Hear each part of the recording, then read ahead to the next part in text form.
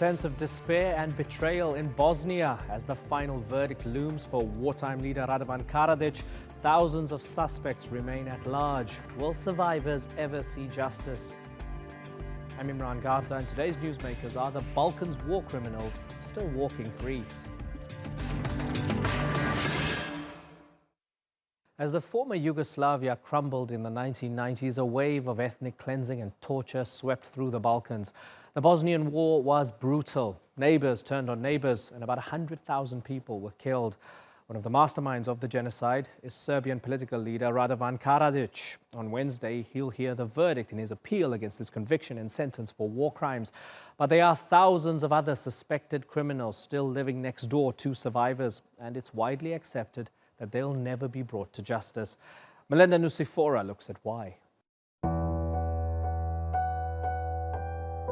25.7.1992. godine moja porodica je streljana ispred porodične kuće. Njih 32 je izvedeno na streljanje. Svi neće, zapravo većina njih neće biti privedena. Officially, there has been peace on the streets of Bosnia for more than 2 decades. But unofficially, many Bosniaks say the war never ended. There's no physical violence like in the 1990s. Instead, this is a psychological war. Because every day, the survivors are coming face to face with people who committed the most unspeakable crimes against them, especially in the Serbian majority northwest, in towns like Prijedor. Grupa koja je streljala moju porodicu i kojoj se sudi sad pred sudom BiH je na slobodi, brani se sa slobode. I malte ne, ja kad dođem u grad nema dana da ne sretnem jednog od njih. Možete samo pretpostaviti kako sam mi žrtve koji smo tu u Prijedor vratili se na svoje ognjište i živimo. Osjećaš kada sretneš nekoga, znaš da je on ubio nekoga od tvojih jarana, rođaka ili čak članova porodice kao što je kod mene slučaj. Prođete neka jeza, ne znam. Fikret Bacic lost almost his entire family in one day. His wife and 2 children, his mother, sisters, nieces and nephews, 14 adults and 13 children executed in one house. In 1992, 31,000 people were tortured in concentration camps here and more than 3,000 people were killed. Sudbin Music knows each and every person in this cemetery. And in some cases, he knows the people who killed them. They lived in his neighborhood and many still do. Mi moramo shvatiti da u Bosni i Hercegovini nije stao rat. Da u ovoj zemlji još uvijek traje rat. Rat traje u ovoj zemlji. Ova zemlja još nije postala normalna, a ona će postati normalna kada se svaki građanin ove zemlje bude osjećao slobodno. A ja se ne osjećam slobodno. At least 5,000 war criminals are still walking free in Bosnia. That's according to the International War Crimes Court set up by the United Nations in the wake of the Bosnian War. The International Criminal Tribunal for the former Yugoslavia operated between 1993 and 2017. Hearings took place over almost 11,000 days. More than 4,500 witnesses testified, and the tribunal assessed about 2.5 million pages of evidence. Of the 161 people who were indicted, 90 have been convicted and sentenced. Mnogi oni koji su bili optuženi pred sudom Bosne i Hercegovine su oslobođeni. Protiv mnogih nije ni pokrenut postupak. Protiv mnogih neće biti pokrenut postupak zato što svjedoci koji su vidjeli zločine, ubistva i ostalo silovanja, progon, su umrli.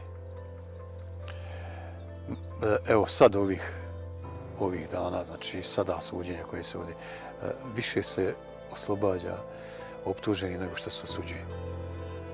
This is another reason. There are still 7,000 to 8,000 bodies missing or unidentified.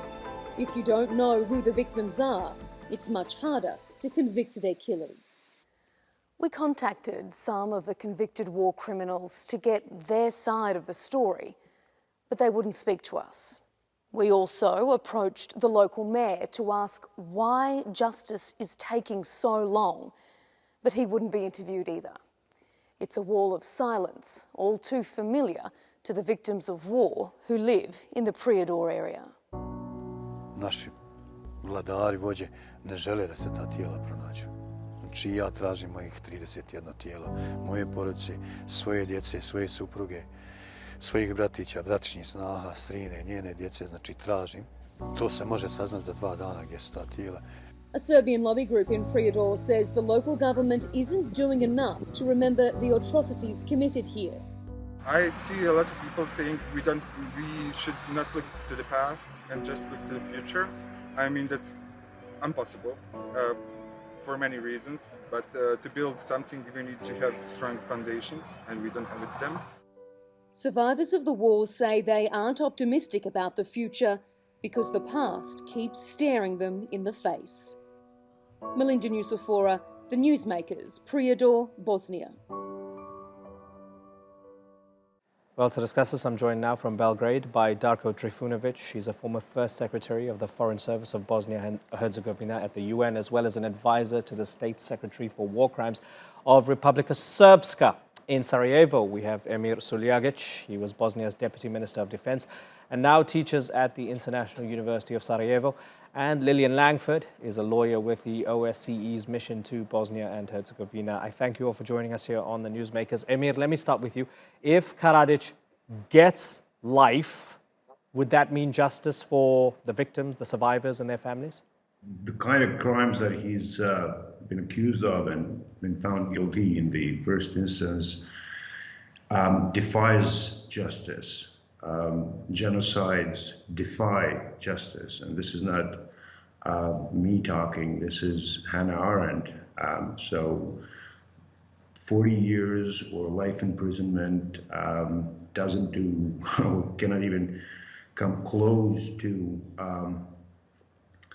bringing justice as far as I'm concerned, at least as long as Karadzic's life work that we now know as Republika Srpska is still alive and kicking, and in fact continues to discriminate against the survivors of the very crimes that Karadzic organized, conducted, and has been at least partly held responsible for. Darko, has all of this been worthwhile?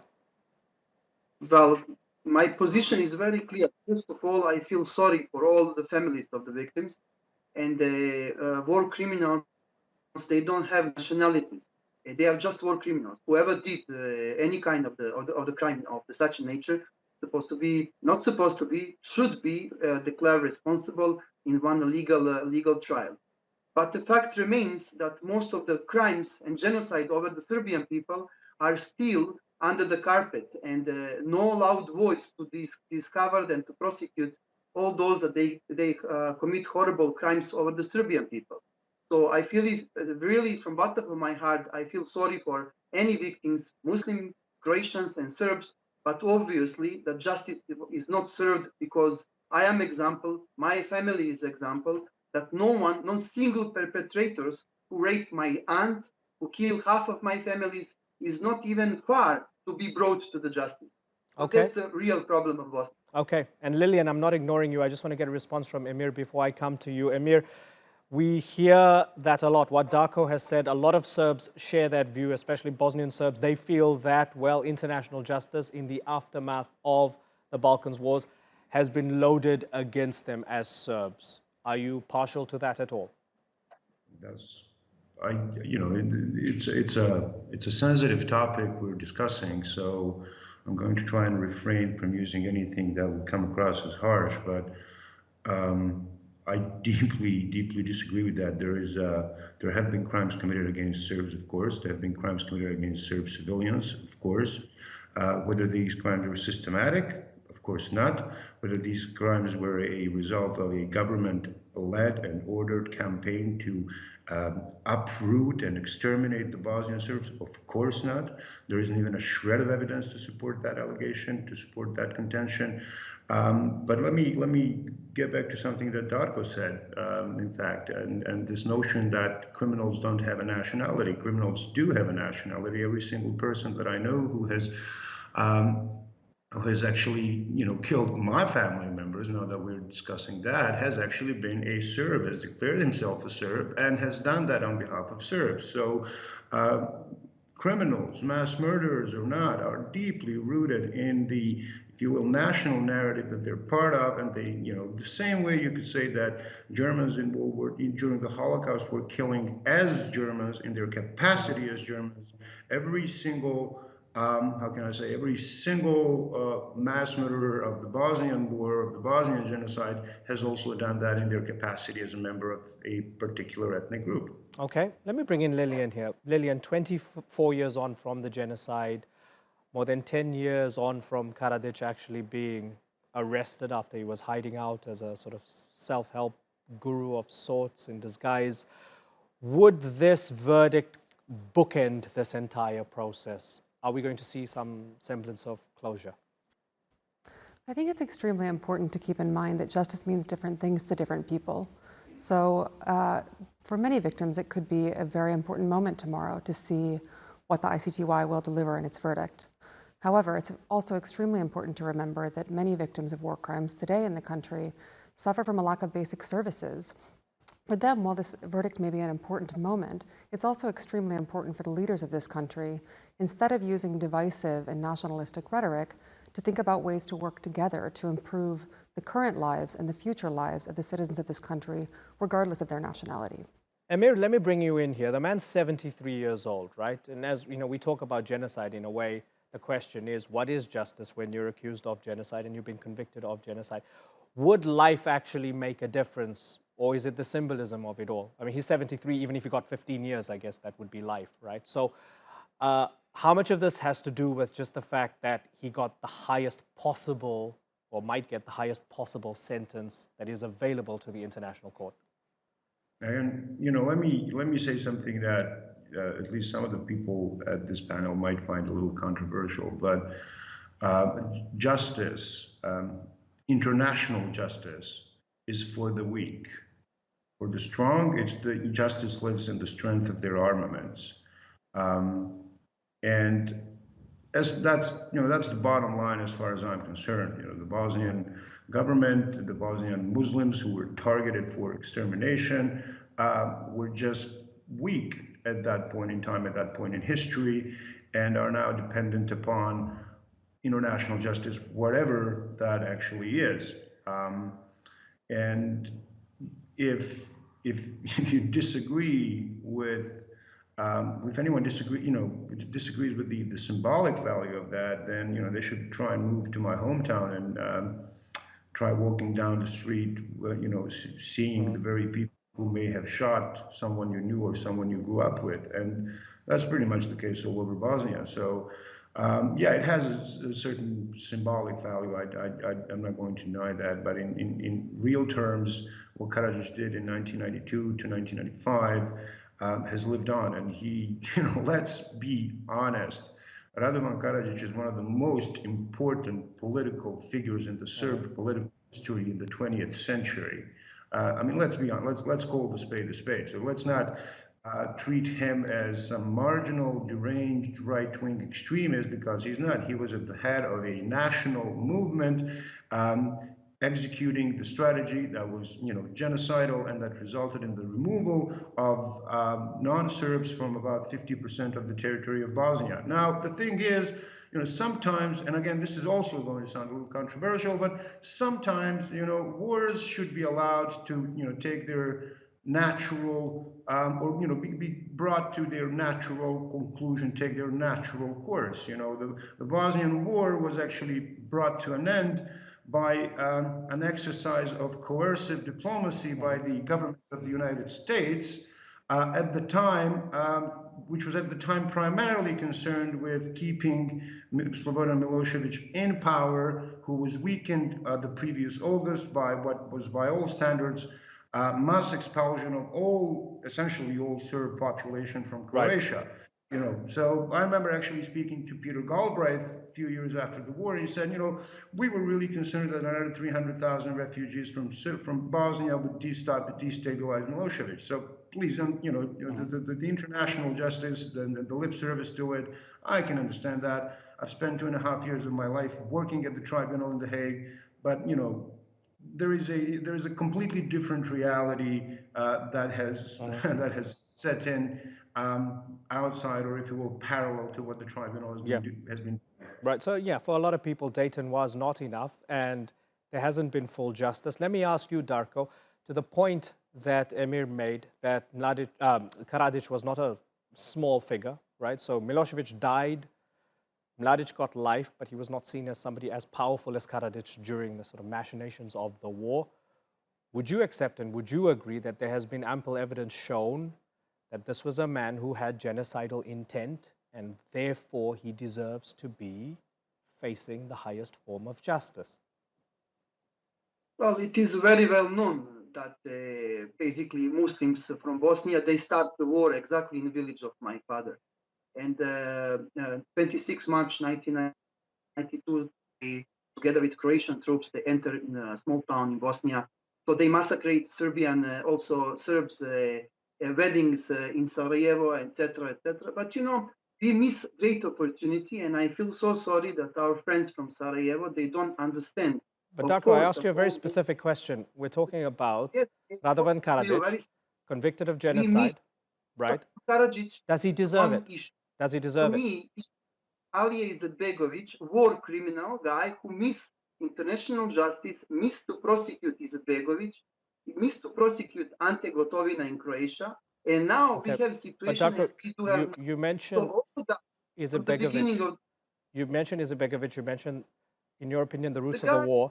I'm asking you very simply, Darko, very simply. Karadzic was okay. Can I ask a very simple question? Karadzic was found guilty of genocide in Srebrenica in 1995, the persecution of Bosniaks and Croats throughout Bosnia and Herzegovina, terrorizing the civilian population of Sarajevo, and a campaign of shelling and sniper fire. I'm reading you from the court, right? I'm just asking you very simply, as well as taking UN peacekeepers hostage. So with all of that in mind, whatever the context of the war, in your opinion, with the man himself, do you agree that he should be punished for it? Come on, don't lie here. How Radovan Karadzic was found out guilty in Srebrenica? By which judgment? What are you talking here? Can you explain me? Well, there was show the evidence. Okay, good. Tell me. There were 7 counts. Yeah, I mean, I've got it here. Where you find it? There's an appeal that says there was no genocidal intent from the appeal, from his appeal lawyers. What you talking about? Where is judgment? You're talking out of your mind. Okay, show me the evidence. How you say that there was genocide? So, do you think Karadzic was an innocent man? So, Radovan Karadzic has to be prosecuted. Whoever did crime need to be responsible. Okay, but I'm asking you about this man. Should he be responsible? Given the weight of evidence that we've seen, the thousands of testimonies that we've heard from the victims. Everyone's, but you have testimonies. You have no testimonies from the Serbs. Okay. That's the big problem. Okay, so you won't answer my question. Okay, let me bring in Lillian here. Okay. You have testimonies. You won't answer my question. You won't answer and you want peace. That's fine, Darko. But how you want to keep peace by this? Okay, Darko. How? I asked you a very simple question. You won't answer it. I want to bring in Lillian here. Lillian, we've heard from the International War Crimes Court that there are at least 5,000 suspected war criminals who are still walking free in Bosnia, right? And now, this includes Serbs, this includes Bosniaks, this includes Croats. And, you know, Emir and others have spoken about the fact that people come face to face with those that they know terrorize their family and friends and so on. How do you ever, in your first answer, Lillian, you said that people need to move on, the societies need to be built. How do you actually ever do this while suspected war criminals are still walking the street? That's a very important question. I think it's good to realize that there are still many cases ongoing in the country itself with the domestic court system. So where the work of the ICTY concludes, the domestic court system here in Bosnia and Herzegovina will continue that important work. To date, as of the end of 2018, over 500 cases have already been processed here in Bosnia and Herzegovina, and the OSCE has been monitoring those cases for the last 15 years. Now, looking forward and answering your question, you mentioned that there are 5,000 suspects. To be clear, as of today, there are around 700 cases that are being investigated or in the pre-investigative stage. Those cases involve around 5,000 potential suspects. So that means that basically those cases must still be investigated to determine whether or not those individuals will become suspects or ultimately accused. However, the broader point that I think that you're asking about is how this affects the general feeling that citizens have, the feeling of safety and security. And that is a very important issue. What I'll say is that there are courts across the country that have been processing these cases for over 15 years now. And through our monitoring work, the OSCE mission has seen that especially over the past 5 or 6 years, the courts and prosecutors' offices all over the country have been devoting increasing resources. We've seen judges and prosecutors really giving their best to make sure that cases are processed with the highest level of professionalism and competency, and that witnesses and victims are being treated fairly and appropriately. And we see that as promising for the future. Now, just for some clarity, it's unfortunate Darko hung up. He flashed some images in front of the camera and then he hung up on Skype. I had more questions for him. Unfortunately, he's hung up. He doesn't want to be a part of this discussion anymore. Emir, wrap us up. We're looking forward to this verdict. Wrap us up here, please, as a final answer. I don't have any final answers. I don't have any words of universal importance. It's a judgment. Mr. Karadzic will go to prison, whatever happens. The tribunal has done many good things. It has failed on many other fronts.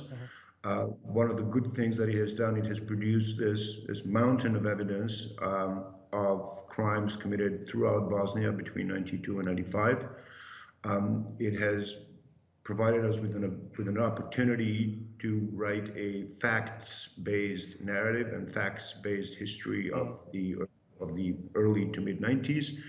But as I said, the issue here is not the individual judgment for Mr. Radovan Karadzic. The issue is what are we going to do with the fact, and how are we going to deal with the fact that his life work has outlived him, and will probably outlive him. How do you expect to?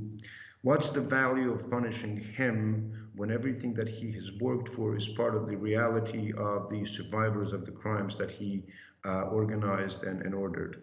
Okay. Emir Suljagic, Lillian Langford, and earlier Darko Trifunovic as well. I thank you all for joining us here on the Newsmakers.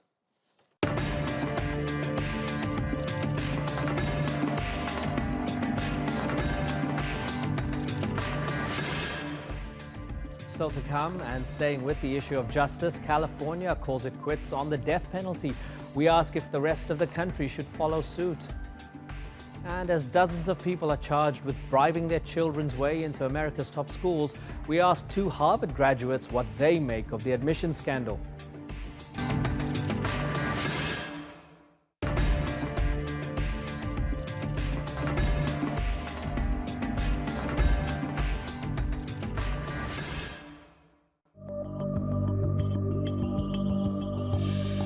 I think if someone kills, we don't kill. We're better than that. So this moratorium advances that principle.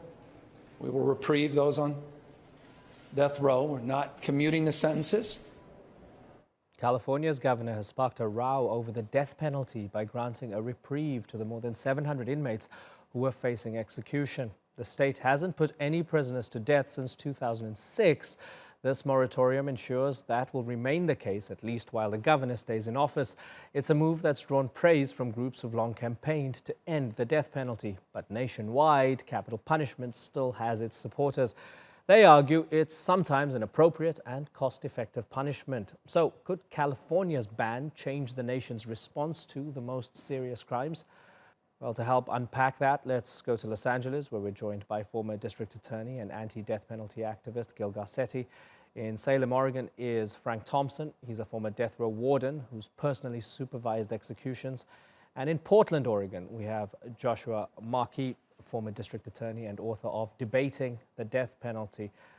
Thanks, gentlemen, for joining us. Joshua, let me start with you. Do you agree with Gavin Newsom that this is a barbaric practice that denies human dignity and should be put to an end? I do not, and I think what is significant is that in most of America, certainly in California and Oregon, this really important decision is left to voters. Voters decided to bring the death penalty in, and sometimes they've decided to abolish it. And it's very significant that voters in California, as little as 2 years ago, the same year that Donald Trump was elected nationally, although he lost heavily in California, the same voters that voted for Hillary Clinton also voted to reject by about 4 or 5 percentage points an abolition. So it's clear that what Governor Newsom is doing, as you explained, is he's not commuting the sentences, which is within his power. He's simply doing what we would call an extra legal maneuver. In other words, it's not something that's called for in the law, but it does allow him, because he's the one who has to sign the death warrants, to simply stop any progression. The usual argument is so we can have a conversation. We've been having this conversation for 60, 70 years in America. Okay, so Gil, Governor Newsom doing what the voters didn't want when he put it to the test twice. So isn't that a democratic reflection that the people still, it might be by a slim majority, but the people still want the death penalty? The issue is what happens when people learn the facts? What happens when they realize that the death penalty serves no useful purpose? It's obscenely expensive. And with 734 people on California's death row, I can guarantee you there is at least one and probably more people who do not deserve to be on death row because they were either innocent or they simply do not deserve to be there. They may deserve to be in prison for the rest of their life, but not the death penalty. But Gil, is it because of the morality of it all or the bungling of it all? Is it that it's not being properly applied, that's why it needs to go, or morally it's wrong? Well, I don't speak for the governor, but what he did was a very brave thing, and he talks about the morality of the death penalty. I look at it slightly differently. I look at it in terms of, is it effective? What are we doing with this? Can we afford this kind of penalty when it's so obscenely expensive? And what about the moral issue and just the justice issue about potentially executing a person who is innocent of the crime? We've had over 168 cases throughout the country where people who've been on death row have been freed because they were not guilty. Frank Thompson, as somebody who's been there when inmates have experienced, I guess, their final lap of life, and you were involved in the taking of it, while you were doing this and in the aftermath, do you feel as if you were serving justice? In the aftermath, I was convinced that I had not been serving justice. A big part of the problem, as I see it, is that most of the people who support the death penalty don't look at it as a public policy with a desire to have positive outcomes that serve the broader community well. The death penalty is largely supported out of emotions and vengeance. And Governor Newsom's moratorium has put the issue back on the table where there can continue to be an education of the public to the larger implications of how the death penalty has failed.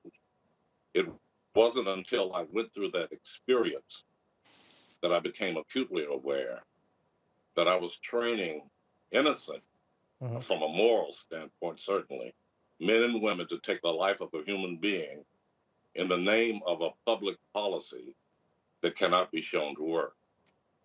Let me ask you, Joshua, if you agree with, firstly, Frank, but also when Governor Newsom says there's no such thing as equal justice, so putting the death penalty aside in a sense, right, he's questioning the very nature of the criminal justice system in the United States. He's saying not when 2/3 of death row people are people of color, not when 1/3 of those on death row represented have severe mental illness. So he's saying the whole system's broke. Would you perhaps then agree that the whole system's broke, but that perhaps the death penalty per se is not under discussion? It's about everything being broken.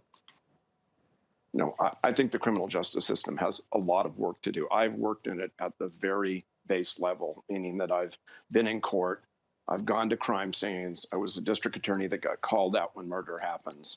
It's not a academic, nor is it a particularly emotional thing. I disagree strongly with what Mr. Thompson said, that most people who support the death penalty do so out of some sort of bloodlust. The death penalty in the United States, particularly in the Western states like Oregon and California, in modern era, meaning the last 40 years, has been handed down in a very, very small subset. We're talking about 1% of murderers or less. And the question one has to ask, and unfortunately we have the answer, is what happens when you have people who murder again and again, who get sentenced to prison, as several of the people on Oregon's death row did, for murder, and are doing life in prison for murder and continue to murder people, often other inmates? Should their lives be worth any less? I just don't think that's, I don't think that's a fair or moral judgment. Okay, so let me add something to that and Gil can respond, right? So Gil, what about those people who continue to kill, right? I mean, there's this idea that there's no semblance of catharsis and there's no way back for them. We've heard from, in an interview, Mark Klaas, the father of a girl notoriously kidnapped from a slumber party and killed in 1993 in California, who said the governor's action is, ironically, Trumpian in its willingness to curb the practice to one's own personal philosophy, i.e., here's a father, Mark Klaas, who's very unhappy. His kid was killed. And he's saying that Newsom's doing this for his own political purposes, not because of justice. Respond to that, Gil. Well, Governor Newsom did something I said is extremely brave. He knew what the blowback was going to be on this, but he has talked about his position on the death penalty for years and years. This is not something new. It's totally within his authority to do what he has done. He has not abolished the death penalty. Your headline at the beginning of the program was a little misleading, is that it's not abolished. It's still there. My guess is he will take this to the voters. And if there is sufficient information going out to the voters about that it serves no useful purpose, I think everyone has now agreed there is no proof at all that it's a deterrent. So what is it? It's not, I think, as Joshua said, a bloodlust that he attributed to Frank. Frank didn't say that. He said it comes down to vengeance, perhaps. And that is it doesn't serve a useful purpose. Why do we spend millions and millions and millions of dollars where we should be working to keep kids in school? If we keep kids in school, the chances are they're the ones who are not going to be in the criminal justice system. Right. Frank, I want you to respond to your president. Let me read out his tweet. He said, defying voters, the governor of California will halt all death penalty executions of 737 stone-cold killers. Friends and families of the always forgotten victims are not thrilled, and neither am I. That's President Donald Trump. Frank, respond to your president. To repeal the death penalty will reduce the number of victims. We already have a certain number of victims at the administration of capital punishment. And why move forward in increasing the number? And when I say increasing the number, I'm talking about the staff who are required to take the life of another human being and face a lifelong probability, and this can be researched by going to Google, of PTSD, suicidal tendencies, broken homes, alcoholism. Why take a policy and administer it, and it can't be shown to work, and you increase the number of victims with the resources that are realized? And in this country, we have all the intelligence and capability to identify those resources and do a better job of treating the needs of those who have already been victimized. It is not like the advocates for abolition are neglecting and abandoning the needs of those who are already victims. We are trying to create a community where there are fewer murders as there have been in the past. Josh, I want to ask you if this is a bellwether for the nation, because even though you say, yes, in California, the voters said, no, we still want the death penalty twice under Gavin Newsom. He's gone ahead with this. Yes, it's not an abolition. This is a moratorium for now. But looking at it state by state and federally as well, their Pew polls, their Gallup polls, over the years, over the decades, we're showing those numbers are changing. And not only is the United States an outlier when it comes to wealthy industrialized nations in still having the death penalty, but people are more and more against it. So are we seeing that this little technical change is essentially a part of a roadmap to abolition across the United States? Well, that's a several-part question. Part of this is not a great morally courageous act by Gavin Newsom. If he really wanted to take that morally courageous act, when he ran for governor 6 months ago, he could have said, my cornerstone when I run for governor is going to be that I am going to declare a moratorium on the death penalty. Take that position. May not have made any difference in whether he got elected or not, but to do it basically, I'm not calling Newsom a coward, but I don't think it's any great act of political courage to do it now. It's often said that America is one of the few or only westernized industrial democracies. Well, there's something inherently ethnocentric in that. Japan has the death penalty and uses it in a way that, which is a very developed, very sophisticated democracy. So do a number of other Southeast Asian countries. The reason that no one in Europe has the death penalty is because the ticket for admission to the European community, understandably with Germany and Italy having the recent history they did, is you have to forswear the death penalty. So a lot of these claims that we're a bunch of uncivilized, brutalitarians. Mr. Thompson has talked about how the process can be very hard on the people in prison. I have no doubt of that. Okay, and we're keeping a close eye on California, Oregon, Washington State, Colorado, because these conversations are happening there right this moment. Gentlemen, it's been a pleasure having you all on the program. I hope to have you back on the program in the future. Gil Garcetti, Joshua Markey, and Frank Thompson. Thank you. Thanks again. Admission to America's top schools is seen as a guaranteed ticket to success. So how far would you go to secure that for your kids? Well, dozens of wealthy and well-connected parents have been charged with paying bribes to get their children into those universities. It's been dubbed the greatest college admissions scandal in U.S. history. So how did it work? Well, prosecutors say 50 defendants in 6 states spent millions of dollars funneled illegally through a charity. University staff were allegedly paid to falsify test results, and coaches were bribed to misrepresent children as athletes, even if they didn't play the sport. So, just how unfair is the playing field? Well, to discuss this, I'm joined now by 2 Harvard graduates. Lulu Curiel is in San Francisco. She's the founder of Ivy Advisors, a consultancy that helps people get into the most prestigious colleges.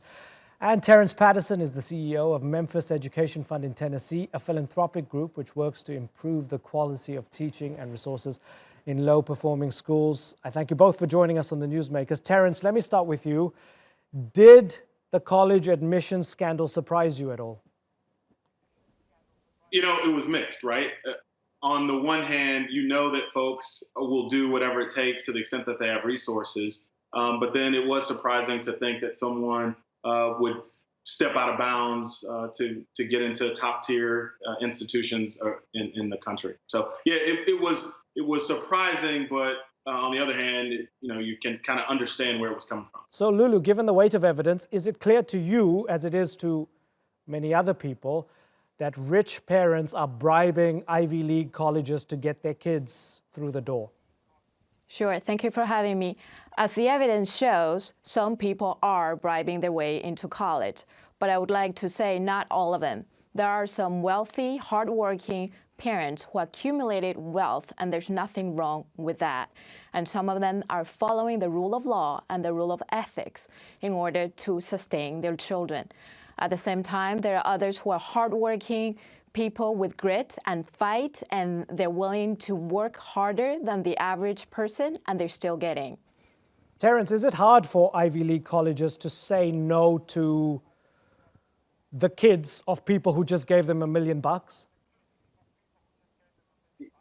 You know, of course it's hard, right? People are making significant investments into the institution, but there is a very high ethical bar at these institutions. So while it is hard to say no, an overwhelming majority of the time they are saying no. And this is an unfortunate situation where you've got a few bad actors that have now poisoned, again, a very competitive situation, a very competitive system to begin with. Right. Terence, you say competitive, but for many others, they say it goes beyond competitive. It's just unequal. It's way too hard to get in if you're just an ordinary person and much easier if you're rich. That's the reality. Is that fair? No, it's not fair. And look, I'm an ordinary person. I grew up in Memphis. I was hardworking. I played collegiate sports. I played multiple sports in high school. I did everything that was asked of me, and my application was competitive, and it allowed me the opportunity to get in. And I think when you walk on campus, when you visit these places, when you talk to admissions counselors, there are a lot of folks like me from all across the country, all across the world that are attending these top-tier institutions. So yes, it is competitive. On some levels, is it unfair? Potentially, but it is competitive. And if you do everything that's asked of you, you will have a top chance to get into these institutions. Lulu, is it easier to game the admissions system if you were lucky enough to be born with a rich mom or dad? I want to decouple the question. I think the question is wealth and then being admitted. Wealth buys you resources. That's absolutely true. But having resources doesn't translate to getting in. The analogy that I usually use for admissions is that think of it as competitive sports. You can have the best coach. With money, you can buy, hire the best private coach, buy the best equipment. But at the end of the day, it depends on the power and the grit and the talent of that athlete. No matter what resources you have, you might not make it to the Olympics. And what William Singer did here is the equivalent of providing steroids to an athlete. So does wealth buy an entrance to an Ivy League institution? I would say not in absolute terms. Some people, as we've seen in the news, they cross the boundaries and they do get in. That should be an exception. But in the norm, it's not the case. But Lulu, fine, right? You might still go to the Olympics and suck, right? Because if you're not smart enough to pass through Harvard, you're going to be exposed at some point. But the argument is when people are gaming this system, they're depriving somebody else who might have been better deserving of getting through the door. So how many people do we know of who couldn't get through the gate because some rich kid had their parents giving a grant to the college? Isn't that a major scandal in your eyes? Oh yeah, it's absolutely a major scandal. I don't excuse any of the people who did the horrible actions they did. And I do believe the real victims here are the hardworking students who were displaced because some people were doing the unethical thing. And it sends the wrong message because there are some highly, invested students who are trying to get into these institutions. Mm-hmm. And they're looking at this and they go, that's disheartening. It is a scandal. It is shocking. That should not be the standard. Yeah, and I guess, Terence, as somebody who has been in a hiring capacity within the US, looking at resumes coming through, I can admit that I remember when resumes were coming through, the second I saw Harvard or the second I saw Yale on somebody's resume, I was like, okay, we probably need to hire this person, right? Are they doing this because of the brand value of these institutions? Is that something we need to question as well? No, so I don't think you question the brand value of the institution, right? Because the institutions are strong, and we should remind folks that this is a overwhelming minority of the population that is gaming the system, right? So the brand value is strong because the quality of the students that are attending these institutions is strong. And the other thing we got to keep in mind is the yield rates are extraordinarily low, right? So there are lots of folks that work hard, that do the right things, that don't get in, and the same number of folks that are gaming the system and not getting in as well, right? So it is competitive from a standpoint that there is such a small number of folks that are getting in, but we should not question the brand value, because an overwhelming majority of the students and the graduates from these institutions are strong, they're qualified, and they are really living up to the quality and the standard of the institutions. Okay, so Lulu, the scandal broke. People are talking about it now. Others are looking for solutions. There's a senator, U.S. Senator Ron Wyden of Oregon, who says he has a solution. He announced he's drafting legislation that would remove tax deductions available to donors in these circumstances. Is that going to make a difference at all? Does it make a difference in terms of making the system more fair? And I think it's minimal. There are donors who will continue to donate because their heart is in the right place. They want to fulfill a certain mission. You have the Chan Zuckerberg Foundation. They're trying to change the education system. You have the Bill and Melinda Gates Foundation. Sure, they get a tax deduction, but I doubt that they will stop doing whatever they want to do just because the tax deduction is taken away. Will the admissions, and we have to look at the percentage of people who donate money and get in. It's not the majority. And by the way, those who donate, if they're building some construction and they're building a program that enables hundreds of others to fulfill a career in STEM or whatever subject that's relevant to them, then that's up to the institution to decide. Although I would love to see Harvard, for example, come forward and say, hey, we took $500,000 from so-and-so. They applied to get their kid into the school, but they didn't meet the standard, and sorry, you didn't make it. That would be fascinating, and I'm looking forward to getting Harvard on the program. Terence, let me ask you, do you think it makes a difference? Absolutely, absolutely. Terence, do you think it makes a difference if you take the tax deductible away? Do you think it's possible that this might make a difference, or is the senator just trying to sort of, I don't know, put a Band-Aid over this? Yeah, look, it could create a deterrent, but the reality is, folks are going to continue to find ways to game the system and systems. So this system is not unlike other systems around the world, right? So it could help deter, but there'll always be bad actors. And I do laud the senator for coming up with a creative solution that will reduce or mitigate the chances of things like this happening. And I'll also note, it's not just the folks that are making million-dollar and multi-million-dollar contributions to universities whose children are getting in, right? There are annual campaigns. Folks are contributing $100 a year, $1,000 a year, $10,000 a year because they love their institution, right? And so this is not just a multi-million-dollar problem. And just because you donate money to an institution, it does not give you a sense of entitlement or a ticket into the institution either. Terence and Lulu, I really enjoyed talking to the two of you. Thanks for joining us on the Newsmakers. Let's go to New York now, where we're joined by Daniel Golden. He's a senior editor at ProPublica, a nonprofit organization that broke the story, and author of The Price of Admission, How America's Ruling Class Buys Its Way into Elite Colleges. Daniel, great to have you on the Newsmakers. So I've just spoken to two Harvard grads, Terence and Lulu, who both say, well, the scandal is a clear example of, I guess, the abuse of power, and it's a small minority of rich parents doing what they can to get their kids into Ivy League colleges. And the fact that people have been charged over this, it shows that something's being done about it. Is that accurate to you? Well, to me, I think it has broader significance than that. It's kind of a window into how the college admissions process in general favors the wealthy and the celebrated through a variety of what I call the preferences of privilege.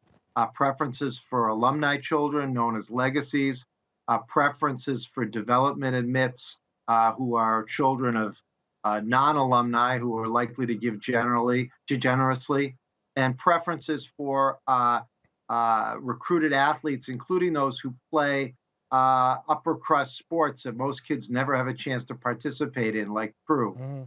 I also think it spotlights a growing problem, which is the wealthy parents bypassing traditional guidance counselors at their kids' high schools to use independent counselors like this fellow Singer who masterminded this scheme, those counselors, unlike the traditional ones, are not paid by the high school. They're only beholden to the wealthy parent. And if the client wants to stop at nothing to get their kid into an elite college, and that's what the independent counselor is supposed to do.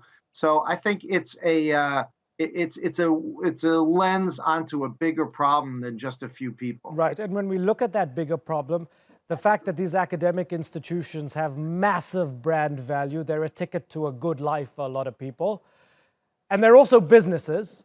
Is that at the heart of it, the fact that it's so valuable to have that name on your resume, and on the other hand, if you have money, you can get in?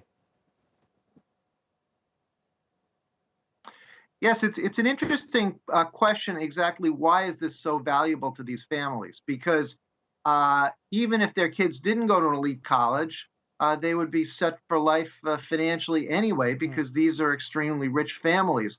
But there's something about the status or the brand or feeling like you're in the club of American power that makes it very appealing to these parents. And if you pay enough, if you contribute enough, you enhance your kid's chances a lot. What this guy Singer essentially was selling was certainty. He was saying, well, maybe even a big donation wouldn't be enough to get your kid in. But in this case, I'm going to bribe people to falsify the test scores. I'm going to bribe the college coaches to portray your kid falsely as a recruited athlete. And then it's an ironclad guarantee, even better than a donation. I want to ask you about the president's son-in-law and the fact that his father, Charles Kushner, pledged $2.5 million to Harvard, and very soon after, Jared went to Harvard and he was admitted. Is that a clear case of Harvard, I guess, finding it very difficult to say no to an offer they couldn't refuse? Yeah, it is a case of that, and I first described that in my book, The Price of Admission, in 2006, even before Jared was well known. But the father pledged $2.5 million, and the view of his Jared's classmates, and the staff at his high school was that he was not an outstanding student. He wouldn't have gotten into Harvard absent this donation. And the father also met with the president of Harvard to indicate that he planned to be generous to the university. It's also noteworthy that Jared's parents were not alumni. They had no previous connection to Harvard when they made this gift. So it seems that it was tied to his admission, which indeed came to pass. But he's no different than many other development admits whose parents pay large sums to get them into elite colleges. And so renewed interest in your book, which was written 13 years ago, right? Tell me, if you can, if there's a difference between the zeitgeist now, the way the public views the scandal now in 2019, to when you first came out with evidence showing that this is happening 13 years ago? Well, my book caused a big stir 13 years ago, but I think now there's even more outrage. For one thing, there's a lot of attention now paid to income inequality, which has gotten worse after the financial crisis than it was when I wrote my book. And income inequality means that there's a lot more very rich people who can afford to make these donations. It also means there's a lot more poor kids who don't have those advantages. Also, these colleges have become even harder to get into than they were when I wrote my book for the ordinary applicant, even more selective. And so it's even more frustrating to a family that doesn't have the kind of wealth to increase their chances. So I do think we're kind of in a perfect storm situation of public unrest about this. Daniel Golden, real pleasure having you on the Newsmakers. Thanks so much for joining us.